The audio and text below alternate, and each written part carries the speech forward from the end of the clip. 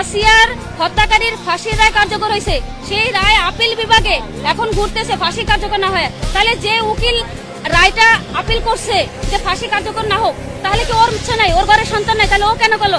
আজকে 1 বছর পর্যন্ত আসিয়া হত্যা মামলার যখন ফাঁসি হয়নি তখন রামিসা হত্যা হয়েছে। রামিসা হত্যা গত 24 ঘন্টার মধ্যে 3টা মেয়ে হত্যা হয়েছে। আজকে সকালে একটা বার্তা হয়েছে, নিউজ দেখলাম আরটিভিতে। কথা হচ্ছে বাংলাদেশ 92% মুসলিমের দেশ, স্বাধীন দেশ, এদেশের সরকার নির্বাচিত সরকার।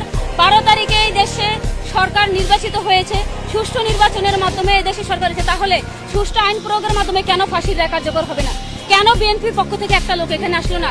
কেন স্বরাষ্ট্রমন্ত্রী এখানে এসে রামিসার বাবার মাথায় হাত দিয়ে বলতে পারলো না আপনার জন্য আমরা আছি?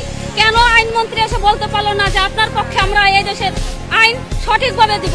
এটা স্বরাষ্ট্রমন্ত্রীর ব্যর্থতা, বিএনপির ব্যর্থতা, তারেক রহমানের ব্যর্থতা, আইনমন্ত্রীর ব্যর্থতা, বাংলাদেশের বিচার ব্যবস্থার ব্যর্থতা। যদি না হতো, বাংলাদেশের যদি সঠিক বিচার ব্যবস্থা থাকতো, এখন তো ঈদের বন্ধ না, রবিবার থেকে কোর্ট বন্ধ। আজকে পর্যন্ত ফাঁসির রায় কার্যকর করার সুযোগ আছে। শনিবার বাংলাদেশের সকল অফিস আদালত খোলা, শনিবার খোলা, রবিবার খোলা, এর মধ্যে ফাঁসির রায় কার্যকর করার কোনো ব্যাপারই না। 24 ঘন্টা সময় লাগে না। যে আসামি এজলাসে দাঁড়ায় জজের সামনে স্বীকার করে যে হ্যাঁ আমি খুন করছি, আমি দর্শন করছি, তাকে কেন 10 দিনের রিমান্ডে দিতে হবে? 10 সেকেন্ডে কেন জজ বললো না যে ওকে এক্ষণ গুলি করে দেন, ওকে কোনো স্পেয়ার করে দেন? ওই জায়গায় কালকে 4টার সময় এখানে রামিসার জানাজা হয়েছে। জানাজা একটা হবে কেন? জানাজা তো হবে 3টা।